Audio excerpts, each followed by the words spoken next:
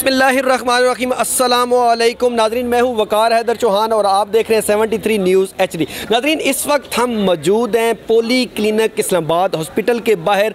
चंद रोज़ कबल CDA के जो एक ग्रुप है, अमानुल्लाह साहब का ग्रुप है, और उनके जो अपोजिट ग्रुप है यासीन साहब, जो चौधरी यासीन साहब का ग्रुप है, इन दोनों ग्रुपों के दौरान जो है ना एक फ़ाइल की वजह से जो है ना वो झगड़ा बना, जो तूल पकड़ता गया और आहिस्ता आहिस्ता जो है ना वो एक दूसरे को जो है ना वो गत्म गुत्था हुए और बात जो है ना वो फायरिंग तक जा पहुंची। रफ़ीक साहब के बेटे हैं तौफीक साहब, उनको गोलियां लगी हैं। गोलियां लगने के बाद उनको हॉस्पिटल के जो है ना वो अंदर लाया गया है। यहाँ पे जो है ना कि पहले तो बहुत जो है ना वो ख़तरे के अंदर उनकी जान थी, बावजूद अब जो है ना कुछ उनकी हालत बेहतर हुई है, लेकिन 4 रोज़ गुजर गए। इस दौरान जो है ना वो FIR भी दर्ज नहीं हो रही थी। उन्होंने जो मुद्दई हैं तौफीक साहब, उन्होंने रफ़ीक साहब, उन्होंने ये बात की है कि मेरे साथ बहुत बड़ा जुल्म हुआ है। एक छोटी सी फाइल की वजह से जो है ना हमें जो उसके बाद जो है ना राज़ीनामे के लिए बुलाया गया। राज़ीनामे के दौरान जो है ना गुंडे बुलाकर हमें जो है ना वहाँ पे धमकाया गया और असला जो जिरगा था, जिस दौरान जो है ना सुलह हो रही थी, उस दौरान उन्होंने फायरिंग कर दी, जिससे मेरा बेटा जो है ना वो शदीद ज़ख्मी हो गया और वो अभी भी हॉस्पिटल के अंदर है। जो है ना यहाँ पे जो है ना डॉक्टर्स हैं वो उनकी जो है ना तिब्बी इमदाद वो उन जारी रखे हुए हैं। और यहाँ इस वक्त जो वाक़या के जो ऐनी शाहिद हैं वो मेरे साथ मौजूद हैं। उनसे पूछेंगे कि आया ये वाक़या कैसे पेश आया और क्यों पेश आया। अस्सलाम वालेकुम जी। वालेकुम सलाम। क्या नाम है जी आपका? राजा अरशद महमूद।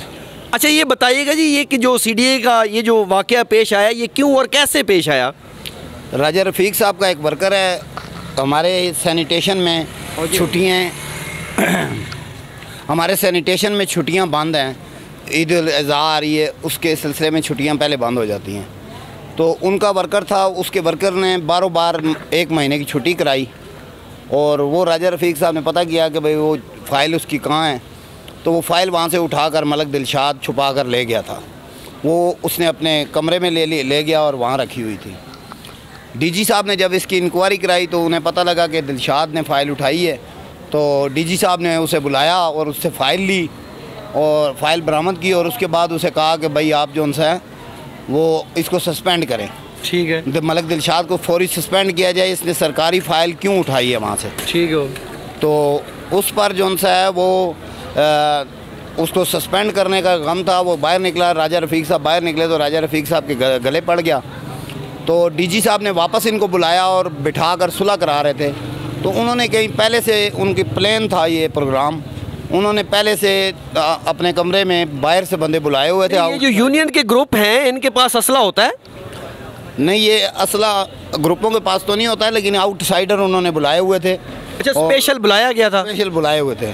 और फिर ये मलक दिलशाद ने और उमैर ने इन्होंने खुद फायरिंग की है, असला मंगवाया है वहाँ पर और मंगवा कर इन्होंने तौफीक पर फायरिंग है। तौफीक साथ मस्जिद है, मस्जिद में नमाज़ पढ़ रहा था। अच्छा, आपके मतलब कहने का मकसद ये है कि बाकायदा गुंडे बुलाए गए मारने के लिए? असला गुंडे बुलाए गए बाहर से और इनके पास अपने पास भी असला था और उन गुंडों ने साथ होकर वो हमारे सामने आए तो हम उनको पहचान सकते हैं। अच्छा। तो ये उमैर और मलक दिलशाद, इन दोनों ने फायरिंग खोली और राजा रफ़ीक के ऊपर ये हमला करने के चक्कर में थे। तो साथ उधर मस्जिद में बच्चा उनका नमाज़ पढ़ रहा था, नमाज का टाइम था।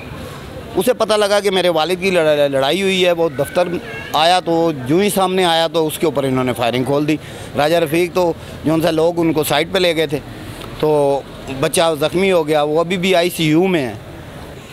जी, तो नाज़रीन मेरे साथ इस वक्त मौजूद है इस केस को जो डील कर रहे हैं वकील साहब। उनसे पूछेंगे कि आया ये जो मामला है ये कहाँ तक पहुँचा। अस्सलाम वालेकुम जी। जी वालेकुम अस्सलाम। अच्छा, ये बताएं जी, ये अब इसका क्या हो सकता है लीगल तौर पे? आप क्या हो सकता है बताएं, कैसे इसके जो दफ़ा लगी है लीगल देखें। एक तो FIR जो इक़दाम कत्ल की जो है FIR वो तो फौरी तौर पर दर्ज हो गई हैं। उसके अलावा एक जो जत्था था, जो एक ग्रुप था लोगों का, जो सैकड़ों दर्जनों की तादाद में जो लोगों ने हमला आवर हुए, उनकी जो दफ़ा थी रेलिवेंट वो तो ऐड हो चुकी हैं। अब मज़ीद जो है मेडिकल लीगल रिपोर्ट जो ही आएगी तो मज़ीद दफ़ात इसमें ऐड हो जाएंगी। जो ही मेडिकल रिपोर्ट जो ऑन रिकॉर्ड आ जाएगी तो उनकी जो रेलिवेंट जो सेक्शंस बनते हैं वो भी उसमें ऐड हो जाएंगे। और पुलिस जो है अब वो गिरफ़्तारियों के लिए अब वो छापे मारना शुरू कर दिए उन्होंने। जो मुलज़मान इसमें नामज़द हैं तकरीबन 5 के करीब मुल्ज़मान नामज़द हैं और 5 से तकरीबन 7 जो मुल्ज़मान 5 से 7 मुल्ज़मान नामालूम हैं, जो मुद्दई की तरफ से ये कहा गया कि जो जब हम वो सामने आएंगे तो हम उनको पहचान सकते हैं। और तमाम सबूत जो मौके के जो गवाह हैं, जब उनकी स्टेटमेंट भी रिकॉर्ड होगी तो जो नामालूम गवाह हैं, जो मुल्ज़मान हैं, वो भी नामज़द। क्या सज़ाएँ हो सकती हैं जो दफ़ा लगी हैं उसके दौरान, क्या सज़ाएँ हो सकती हैं इसमें तो मुल्ज़मान को? इसमें तो एक तो जो है लाइफ इम्प्रिजनमेंट जो है पूरी ज़िंदगी जो कैद है वो भी सज़ा हो सकती है बामुशक्क़त, और जो है तमाम तरीके से वो सज़ाएँ देना तो अब वो अदालतों का काम। लेकिन हो क्या, मैं इसीलिए पूछ रहा हूँ कि क्या हो सकती हैं, क्या सज़ाएँ हो सकती हैं? जो है उम्र कैद इन जो है इन दफ़ात में वो पीनल कोड में बताई गई है कि ऐसे जो दफ़ात अगर कोई जो सरंजाम देगा तो उनको उम्र कैद की जो सज़ा है वो होगी। ठीक है, अभी तो केस जो है सब जुडिस है, कोर्ट में है, ट्रायल अभी कार्रवाई चल रही है, अभी चीज़ें हो रही हैं, चलान मुरतब हो रहा है। जो ही चलान मुरतब होगा और मुल्ज़मान की गिरफ्तारियाँ जब शुरू हो जाएंगी तो उनके बाबत जो है चलान भी जमा होना शुरू हो जाएंगे और बाकी चीज़ें भी, फिर ट्रायल भी चलना शुरू हो जाएगा। जी नाज़रीन, आपने सुना है मेरे साथ इस वाक़े के जो ऐनी शहद है वो भी मौजूद थे, इसके साथ जो इस केस को डील कर रहे हैं वकील साहब वो भी मेरे साथ मौजूद थे। उनका कहना यही है कि ये जो वाक़या पेश हुआ है ये दहशतगर्दी के अंदर आता है। और हैरत वाली बात यह है कि जो लेबर यूनियन के जो सीडीए के अंदर जो लोग हैं वो असले से लेस होते हैं, उन्होंने असले से गाड़ियां भरी होती हैं और हर वक्त जो है ना अपने साथ जो है ना असला रखते हैं। सोचना ये है कि जो लोग सीडीए के अंदर हैं वो असला क्यों रखते हैं। और देखा जाए तो ये जो अभी सिस्टम चल रहा है, जो हमारी एजेंसियां हैं उनकी भी जो कारकर्दगी है उनके ऊपर भी सवालिया निशान आता है कि जो इस अवामी नुमाइंदे हैं, जो सीडीए जो हमारा अदारा है, इसके जो लोग हैं वो असला उठाए फिर रहे हैं और आए रोज जो अपने जो मुखालिफिन हैं, मुखालिफ जो उनके ग्रुप होते हैं उनको डराते और धमकाते हैं। और ये जो इशू है इनका कहना यही है कि ये जो कैंपेन है, इलेक्शन कैंपेन है, ये उसी का जो है ना वो मामला चल रहा है कि क्यों चंद दिन बाद जो है ना वो इलेक्शन कैंपेन शुरू हो जाएगी, तो ये उसी की जो ना एक कड़ी है कि हम अपने मुखालिफिन को डराएं, धमकाएं और वो जो है ना पीछे हट जाए। और उनका कहना यह भी है कि हैरत वाली बात यह है कि जो ऐसे लोग हैं जो असले से लेस और जो बदमाशी टाइप के लोग हैं उनको ऐसे ऐसे ओहदों पर बिठा दिया गया है, आम जिम्मेदारियां उन्हें सौंप दी गई हैं। ये हैरत वाली बात है। उनका कहना यह भी है कि पुलिस हमारे साथ तावन कर रही है और पुलिस जगह जगह छापे मार रही है और जो ही कोई मामलात आगे चलते हैं तो ज़रूर इंशाल्लाह अच्छी खबरें भी मिलेंगे। उनका कहना यह है कि हमारा जो भतीजा है वो उसकी हालत अब चूंकि ख़तरे से बाहर है और हम थोड़े से फ्री हुए हैं और यकीनन हम इसकी केस की पैरवी करेंगे और जो मुल्ज़मान है उनको कैफरे किरदार तक ज़रूर पहुँचाएंगे। तो इसके बारे में आपका मौक़िफ़ क्या है? देखिए सर, मैं बताते खुद जुम्मे वाले दिन वहाँ पे मौजूद नहीं था। मुझे कोई 12, सवा 12, 12:30 बजे फोन आया कि जनाब एक वर्कर की छुट्टी कैंसिल कराने के लिए कुछ लोग आए हैं और चौधरी यासीन भी उनके साथ हैं। जी जी, एक वर्कर की छुट्टी कैंसिल करवाने जो हमारे बंदों ने की थी, वोटर वर्कर हमारा है वो ना, मैं सीधे बैठा हूँ, ठीक है। तो मेरे सीनियर कमेटी का चेयरमैन है मलिक अपना दिलशाद, ठीक हो गया। उन्होंने उसकी 1 महीने की छुट्टी करा दी थी।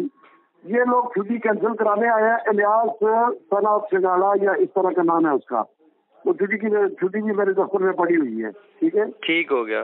तो ये जनाब इस पे लग जगह के जनाब इन्होंने डीजी को कहा जनाब कैंसिल कर दे, जनाब इन्होंने कैंसिल करवा ली।